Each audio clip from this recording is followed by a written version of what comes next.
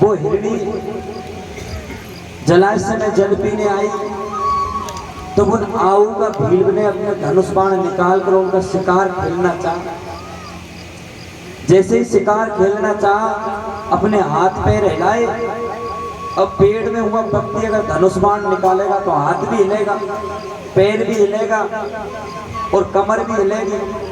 तो कमर हिली तो उस कमर में से कुछ जल की बूंदे, जल की एक झलक नीचे जमीन पे गिर गई।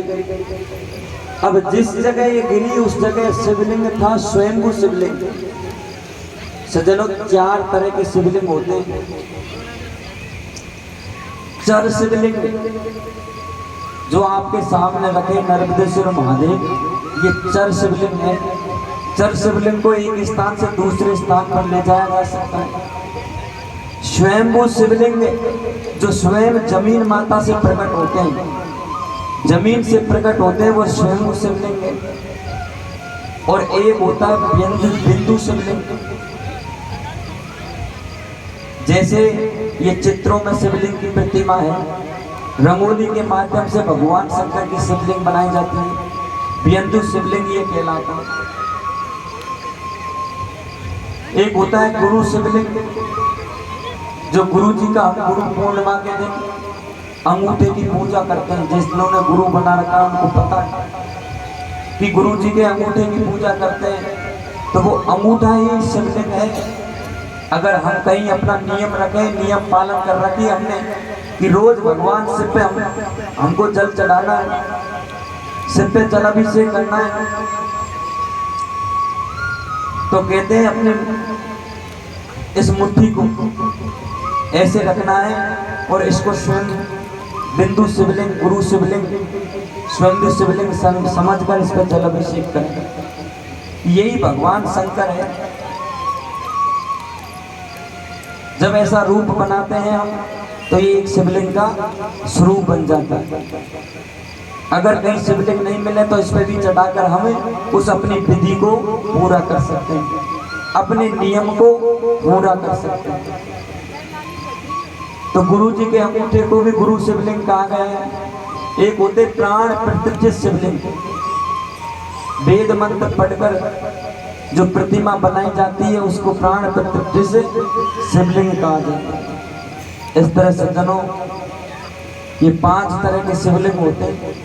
अब जिस जगह आऊ का भील और शिकार खेलने वाला व्यक्ति बैठा था उस जगह स्वयंभू शिवलिंग है। और वो स्वयंभू शिवलिंग पे मिट्टी से दुबरा था, ऊपर मिट्टी थी लेकिन जमीन में भगवान शंकर की शिवलिंग थी। जैसे ही कुछ पानी की झलक बूंदे उसमें गिरी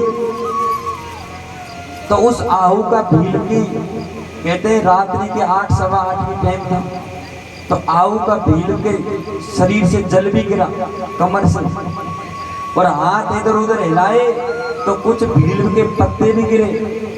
आहू का भील को पता नहीं है कि मेरी पूजा हो रही है, लेकिन भगवान के धाम में इसकी पूजा हो रही है। अनजाने भील के कुछ पत्ते गिरे, जल अभिषेक हुआ।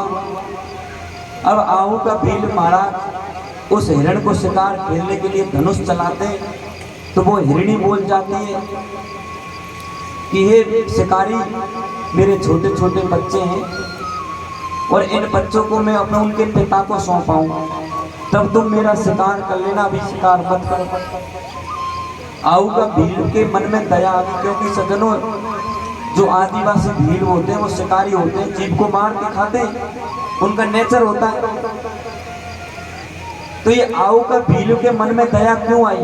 इसलिए आई क्योंकि उनके हाथों से भगवान शंकर की पूजा हो गई। पूजा हुई तो उनके मन में दया आ गई कि ठीक है, तू तेरे बच्चों को तेरे पति को सौंपा, फिर मैं तेरा शिकार करूंगा।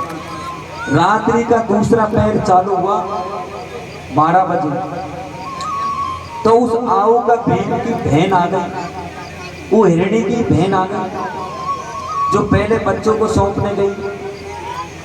अब आहू का भील ने उसका शिकार खेलना चालू किया। तो कहते हैं उस हिरणी ने कहा कि मेरे पास मेरी बहन के बच्चे हैं, पहले मैं उनको सौंप आऊं, फिर तुम मेरा शिकार कर लेना। बेचारे वो बच्चे दर दर ढूंढेंगे। तो आऊ का भील के मन में फिर दया आ गई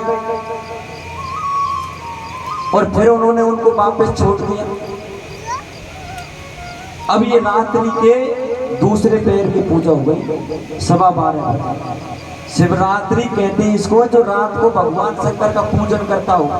अब महाराज हम लोग जैसे मूर्ख प्राणी रात्रि को तो शिवरात्रि हो गई और दूसरे दिन जा रहे हैं जल चढ़ा रहे हैं भगवान शंकर पर, और महाराज व्रत रह रहे हैं। अरे शिवरात्रि का व्रत है ये कर, अरे तू दिन में क्या व्रत रख रहा है, व्रत तो गया रात को। और जिसने रात्रि की 4 पैर की पूजा करी उसको शिवरात्रि का व्रत लगता है। बाबा सूत जी कहते हैं कि 12:15 बजे आऊ का भील के माध्यम से रात्रि की दूसरे पैर की पूजा हुई। जब ये हिरणी के बच्चे और उनके पिता आए तो आऊ का भील में धनुष्मान निकाला, हिला डोला, मटके से जल गिरा, कमर के जो मटका बंध रहा था उससे, और कुछ भील के